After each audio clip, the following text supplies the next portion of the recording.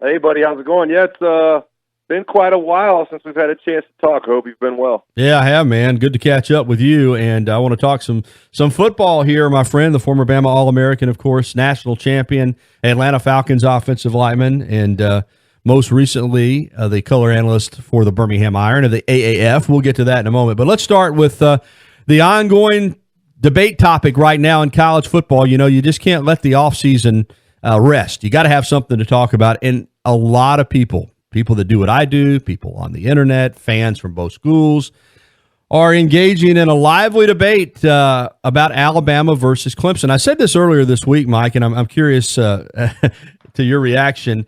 Clemson beat the socks off Alabama in that last national championship game. There's no other way around it. They beat the Tide to 15-0. They've won two of the three last national championships. They've beaten Alabama 2 out of 4 times they played the last 4 years. Heck of a program, terrific program. To the victor goes the spoils. But it seems to me, Mike, and you're right there in Atlanta, so you get it from both sides, Alabama and Clemson. It seems to me that that's not enough for Clemson fans. It's almost like they want Alabama fans just to get on their knees and kiss the ring and acknowledge that, yes, you are superior. Bama fans aren't going to do that and shouldn't do that, in my opinion. 5 in the last 10, a decade of dominance, 12 straight years of being in the national championship hunt going into November. Every college football playoff, Alabama's been a part of it. Clemson's got some nice numbers, but they can't match those yet. Right? Oh, yeah, absolutely not yet. And listen, I've heard the ongoing talk, and I've heard it from all angles. And you're right, being over here in Atlanta, I do hear it from Clemson fans. And much in the same way, to be honest with you, that in the opposite way that you hear it from some Georgia fans. That, you know, Georgia fans, they want to climb to where Alabama's at, and Alabama fans are saying, hey, listen, this, you guys have a long way to go. So, Gary, I think there's a number of different ways of looking at it. And you have to give Dabo Swinney and Clemson and their fans, and you have to give them all the credit. Absolutely. Because, to be honest with you, I mean, Gary, you've been watching Alabama football a lot longer than I have. I don't remember ever seeing Bama get beat like that. I mean, not in a very, very long time. And so, listen, I think a lot of it has to do with perception as well. Dabo Swinney, he's got this charisma, right? He's got this smooth approach. He's this, Southern sweet-talking guy that runs a quote-unquote fun program over at Clemson that has this family atmosphere. And I think that appeals to a lot more people. They can't make Dabo out to be this kind of bad guy the way that some people from other programs want to make Nick Saban out to be. And so I think it lends itself to that argument where people say, hey, listen, this guy's doing it the fun way. This guy's being, really fun and charismatic and wants what's best for his players at all times. And so we want him to be the king of college football. But I'm with you. No Alabama fan is ready to bow down. And the fact of the matter is, Alabama is coming back with an extremely loaded football team to try to make another run. But I got to be honest with you, and this is where I'll kind of leave the topic a little bit. I hope that Alabama's football team hears it. And I hope that Alabama's football team feels like Clemson has surpassed what Alabama's been able to do, because you need that level of hunger. And we've talked about it a number of times on your program, Gary. When you are hungry, when you are climbing the mountain, you are a much better football player than when you're at the top looking down, because complacency can start to set in. And I hope this football team comes back hungrier than ever that says, listen, we've got to go back and establish ourselves as the dominant program and the dynasty back in college football, because I think that makes me feel a lot better about this upcoming 2019 season. Well, Mike, you're an excellent person to ask this question about how Nick Saban handles a failure. He always says, don't waste a failure. He's been consistent in saying that it is easier to climb the mountain than it is to stay there, and that oftentimes success leads to a little bit of lackadaisicalness on the part of those that have reached the pinnacle. You were there in 2008 when, kind of out of nowhere, and it started that year with that upset win over Clemson in Atlanta. You guys shoot out to 12-0. You're undefeated. You go to Atlanta to face Urban Meyer, Tim Tebow, and the Gators. You've got the lead in the fourth quarter, and then you get Tebowed. He made a couple incredible touchdown throws to win that game. So all of a sudden, you go from on the cusp of playing for a national championship. You don't even win the SEC, and then you lose to Utah in the Sugar Bowl, and you got to carry around that disappointment. But it was channeled into what turned out to be still Nick Saban's only undefeated football team for an entire season next year. What was he like in that circumstance? And how did he handle that disappointment? And obviously the next year it worked out great, 14-0. Yeah, listen, he definitely he didn't take the parental approach after. It's so funny as a football player. When you have a tough loss, and this is just like anything in life, right? When you have a tough loss and something you were really looking forward to and hoping to do, when it happens and when you do fail at it, your mom or your dad kind of put their arm around you and go, well, you know what? Hey, listen, you guys won 12 games. You were ranked number 1 in the country for a little bit of time. Like, it's not all. No. Scott Cochran, Nick Saban, everybody in that coaching staff will just downright rub it in your face. You got your butt kicked. Mm-hmm. Pictures and posters of the scoreboards all over the locker room, replays of the games playing on repeat in the weight room on the television. They want you to remember it. And there's something to be said about that. Listen, I tell people all the time, if it wasn't for the Louisiana Monroe game in 2007, we would have never shot out to 12-0 in 2008. And if it wasn't for the Florida and Utah games in 2008, we wouldn't have gone undefeated in 2009. It just, I'm almost thankful, Gary, and there's so many guys coming out of Alabama these days that have multiple rings, 3 rings. My dog's barking at me. But I almost feel lucky, Gary, that I came out with the one I did, because I don't know how you get back to business in 2010, and that team struggled. That 2010 team, as talented as they were, they struggled with the fact that they had just went 14-0 and won a national championship and won a Heisman Trophy, and they didn't come out as hungry as they probably should have in 2010. So Nick Saban knows how to use it to his advantage. Those coaches know how to use games like that. Unfortunately, I think that Kirby Smart knows how to use games like that from his time dealing with Nick Saban. Mm-hmm. He's probably doing a lot of the same things at Georgia right now after their Sugar Bowl loss. So it's not a great feeling, but when you look back on it afterwards, it does sometimes feel like it's a necessity to get where you need to go. Yeah, because you mentioned 2010, that team was loaded and didn't get it done. You got to have a lot of respect for Alabama in 2011, 2012, because they went back to back. It is so incredibly hard to do. Clemson didn't do it. Everybody talks about Alabama, but Clemson didn't do it after beating Alabama. Then 2 years ago in the Sugar Bowl, Alabama manhandled them in the semifinals. So, it's hard to win one, much less win back-to-back, and we'll see how Clemson handles that success, and I think you're right on with Alabama. They're going to be hungry. This getting back to the narrative that Clemson's the cool place to go now, and there are a lot of national writers and broadcasters saying it, like, as you said, it's more fun, it's hip.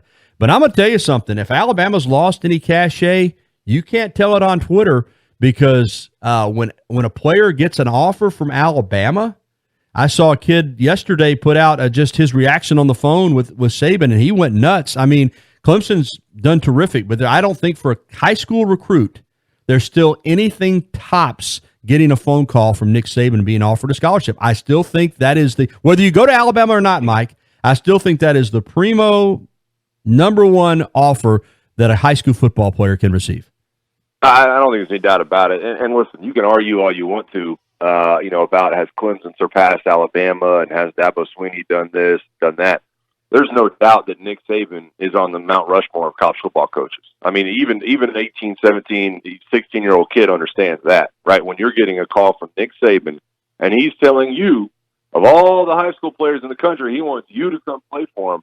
That's extremely special. And too, it does point back to a couple of years ago. The topic was Nick Saban's got to change things. When Georgia came in with that number 1 recruiting class, you wondered if Alabama would be able to make the changes and keep up and find that energy and find that youth. Well, first of all, their media graphics department up there at Alabama has done incredible. When you see some of the things some of these guys are getting, they're getting draft announcements with their future draft pick on it. First round, to be determined. This is what you're going to have if you come to Alabama. You're a 5-star kid.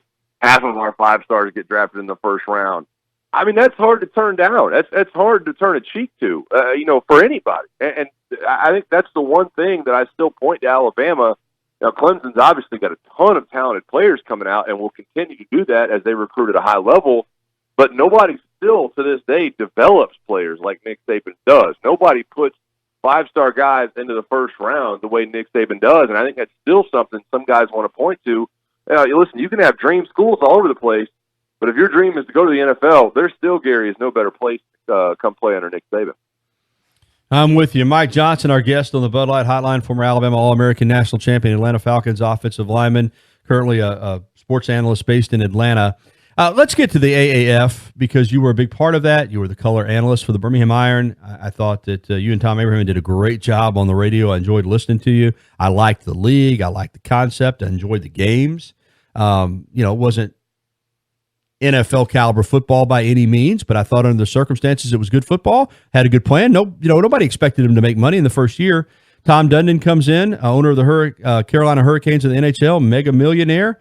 Infuses it with some cash, you think everything's going to be okay. And next thing you know, he's pulling out and sabotaging his own league. The only thing I could make of it, Mike, and I'm certainly interested in your response, is that he wanted to get that technology, for the gaming app for down the road with betting, because it looks like now he had no interest in trying to make this thing work long term. I mean, what happened? Yeah, well, listen, I wish I knew. To be honest with you, Gary, and the one thing that bothers me about all of this is people that, are not really plugged into it, not really pay attention, they look at it and say, oh, well, this complimentary league failed. The league failed. No, the league didn't fail. The league didn't fail at all. I think the league was a great product. A lot of people were paying attention to it. The leadership, the people at the top failed. That's who failed. If you have the money in the right places, and nobody is misleading at the top about where the money's coming from, I don't see how the league doesn't make it. I just think that some of the decisions that were in place, some of the agreements that were in place, kind of overstepped their boundaries a little bit. But, I mean, listen, I'm hearing numbers, like they're losing $7 or $8 million a week. I still, Gary, can't figure out where that money's going. If you tally up the entire salary for the entire league, I think it's, $32 million, something like that. And so when you start making the tally of how much money they're losing, there's just too many people with their hand in the bucket. Listen, I was really excited about, Hines Ward and Justin Tuck and Michael Vick and all these guys being in the corner, but what are they really doing to advance the league in the long run? And so, there's just, it was unfortunate the way it was handed down. And, listen, Tom Dundon, he visited the Birmingham Iron football game, I think sometime week 3 or week 4. And the impression I got from people I talked to is he wasn't very impressed at the operation. But we literally had just gone through a torrential biblical downpour, up to 10 minutes before game time. And so there wasn't a lot of people in the stands. And there wasn't a lot of people in Birmingham that were interested that day. That's right. And there was a lot of bad weather going on. And that just happened to be the day that Tom Dundon was in Birmingham. And so I just think that a lot of situations like that cropped up across the league. And, he got some happy feet and decided that, that he didn't like some of the agreements that were in place and some of the contracts that were in place and decided to pull the plug. But extremely unfortunate. And I do still, Gary, I know that you probably feel this way as well. There is a place in the United States of America for a complimentary, supplementary developmental football league. And I think somebody will find a way to expand on that and make it happen. Well, the XFL, which starts next spring in big markets with great television contracts.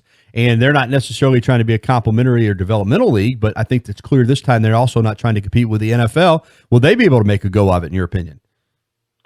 I think it's going to be tough. I don't love the XFL model as much as I did the AAF because I think the AAF understood what it was. That was the biggest thing for me is the AAF wanted to be a complimentary league. They were not trying to butt up against the NFL. They wanted to be complimentary. They wanted to develop players.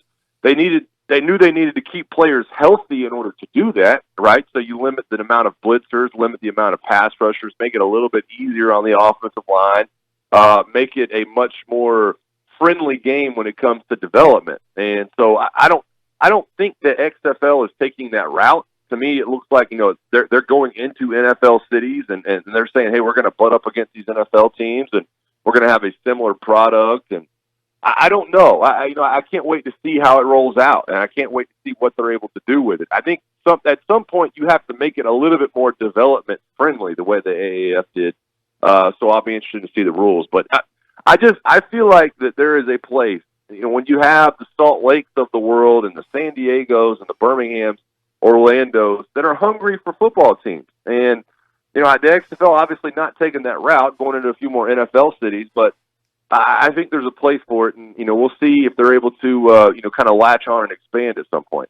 All right, back to college football with Georgia. You mentioned Kirby Smart and his hunger, and he was at the Regions Pro-Am back on Wednesday. And I had somebody text me earlier this week and say, man, those Clemson fans are really getting under your skin. Why not the Georgia fans? Well, for me, it's simple. Georgia hasn't beaten Alabama.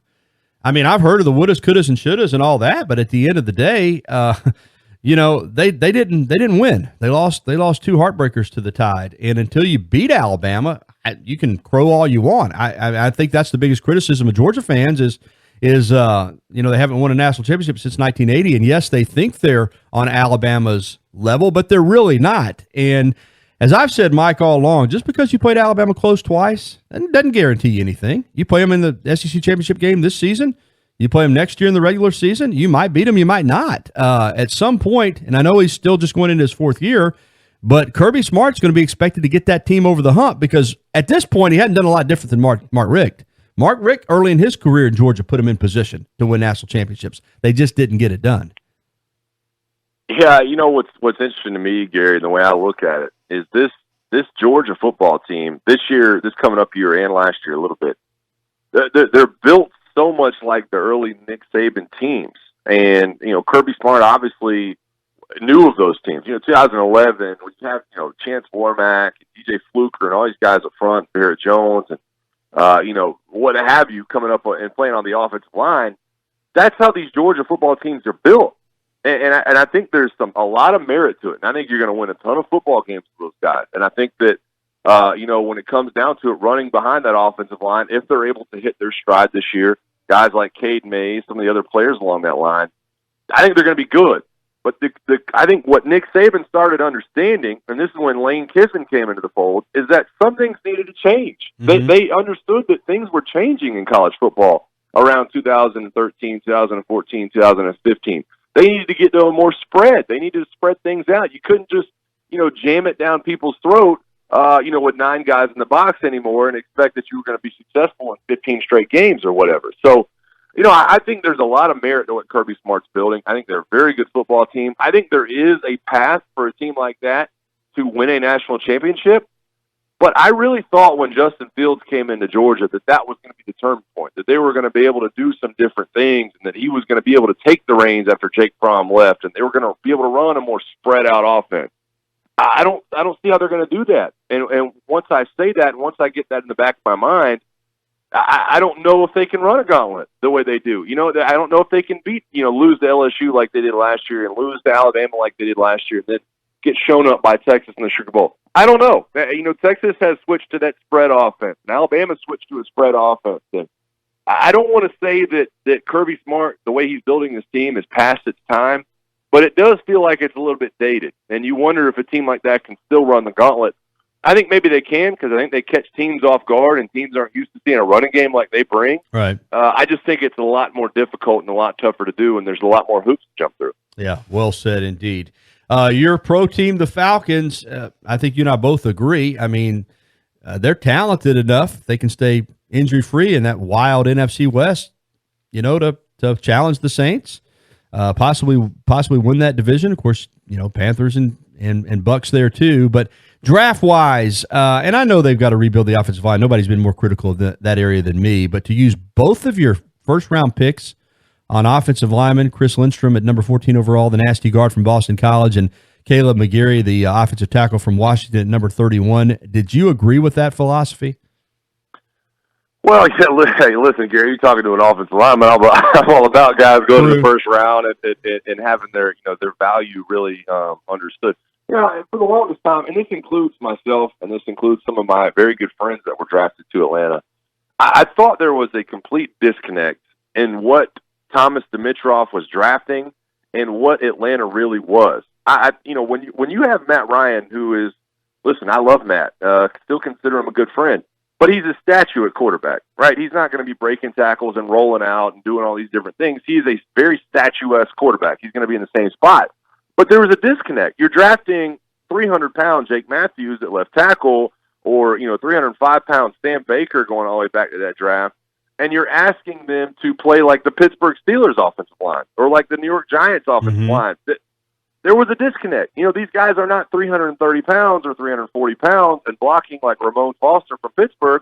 These are spread, outside zone, Kyle Shanahan offensive linemen. And that's why I think that Kyle Shanahan was so successful, is that he knew what he had in the offensive line, knew he had smaller, more athletic guys, and that you couldn't just put them in the pocket. So when I look at this draft, I think it is a little bit more in line with what you need in a Matt Ryan style of offense. So I don't mind them going out and getting the guys. Now, you double down and you get two of them, but you already also signed a good buddy of mine, James Carpenter, who played left tackle with me over in Alabama. That's right. I don't know if you needed all that. You know what I mean? I don't know if you needed all those guys to come in and be removed and do some different things. But they needed some new blood up front. And, listen, Matt is the franchise. He needs protection. So I'm interested to see what they roll out with and, what some of the game planning will look like moving forward with Matt at quarterback.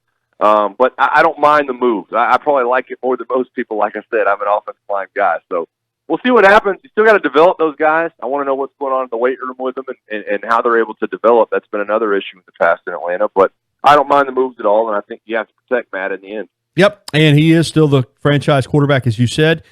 This team should have won a Super Bowl, no doubt about it, and they didn't. Matt's on up in his 30s. Julio now, you blink your eye, and he's 30.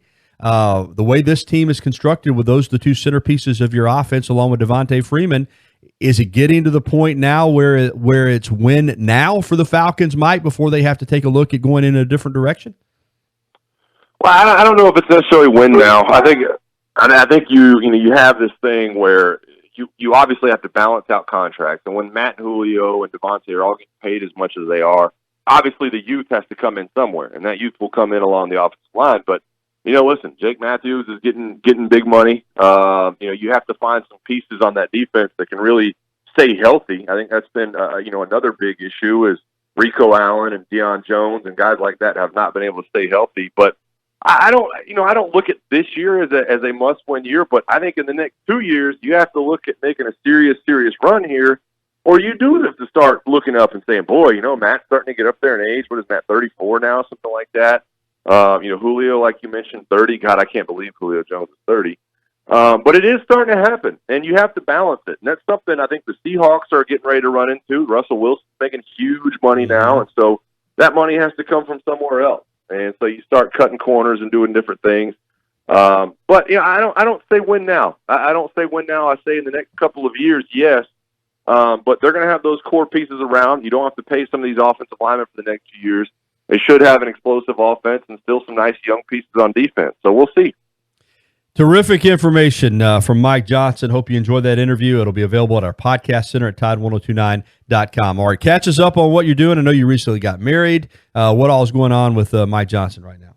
Yeah, I recently got married back at the end of March, and for anybody that follows me on Twitter, taking a little Twitter hiatus at the direction of my new wife. Let's just enjoy a little bit of marriage and stay off the social media. So right now I'm working with BamaInsider.com, doing some nice things. Really excited about what we have rolling out over there at that website. Also still doing some work with CBS 42. I got a chance to be a media coach for the 8A game, and on a little bit more of a personal level, doing a little high school coaching over here in the Atlanta area. Oh, super. So really, really, really enjoying getting to work with some young kids, and we've got a spring game coming up next week. So just a lot of good things going on, and trying to keep up with the things going on over in Tuscaloosa, but having a lot of fun and enjoying life. Awesome, man. So good to catch up with you. Thanks, Mike. All right, Gary.